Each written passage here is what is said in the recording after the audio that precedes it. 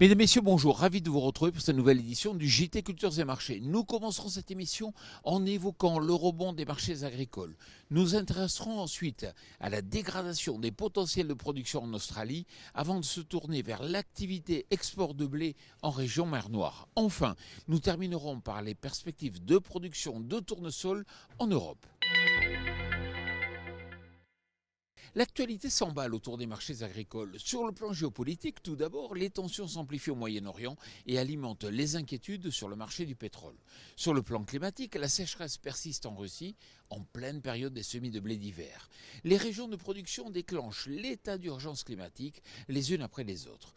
Enfin, d'un point de vue commercial, l'Égypte aurait bouclé son plus gros achat historique pour plus de 3 millions de tonnes de blé d'origine mer Noire pour des livraisons entre novembre et avril. Ce flux d'informations haussier incite donc le rachat de positions de la part des fonds et alimente le rebond des cours du blé.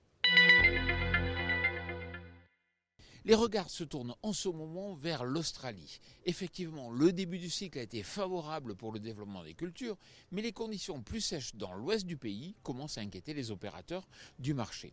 De plus, quelques épisodes de gelée dans l'est de l'Australie ne sont pas favorables pour les cultures.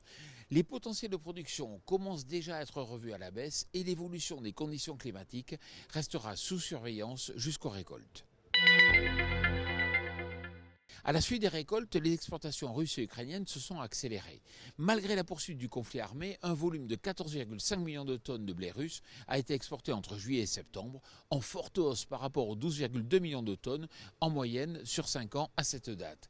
Après une phase de stabilisation autour de 215 $ par tonne, la forte demande à l'export et les craintes déjà nombreuses sur les semis alimentent le rebond des prix russes, désormais au-dessus de 225 $ par tonne. 9,5 millions de tonnes, c'est la production de tournesol attendue en Europe en 2024, selon l'USDA. La situation est une nouvelle fois contrastée sur le continent. Le développement des cultures dans l'est de l'Union européenne a été affecté par des conditions sèches et chaudes depuis les semis, particulièrement en Roumanie et en Hongrie. A l'inverse, la progression des récoltes en France est difficile en raison des pluies continues depuis plusieurs jours. La qualité et la quantité sont menacées et les perspectives de production pourraient même glisser vers 9 millions de tonnes, bien loin des 10 millions de tonnes de l'an passé. Voilà, le JT Culture et Marché, c'est terminé. Je vous souhaite bien sûr une excellente semaine.